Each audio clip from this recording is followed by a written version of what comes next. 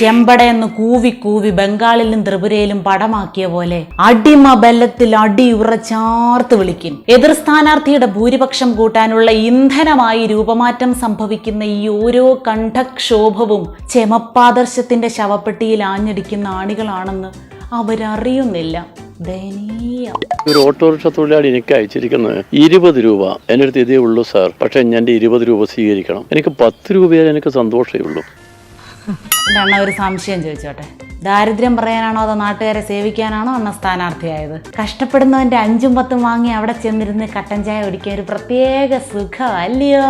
കേരളത്തിന്റെ പൊതുകടം വീട്ടാൻ ഒരു വശത്തു നിന്ന് പിഴിയാണ് ജനങ്ങളെ. ഇനി നിങ്ങൾക്ക് കസേര ഇട്ടിരിക്കാനും ഞങ്ങൾ തരണം അല്ലേ? 5 രൂപയാണെങ്കിൽ അതും സന്തോഷമേ ഉള്ളൂ. കാരണം അതൊക്കെ നമ്മളോടൊരു പിന്തുണയാണ് നാട്ടിലെ ജനങ്ങൾ. കൂലിപ്പണിക്കാരന്റെ ചില്ലറ ചോദിച്ചു വാങ്ങിയിട്ട് പിന്തുണ. നാണം ഇല്ലാത്തതുകൊണ്ട് പിന്നെ കുഴപ്പമില്ല.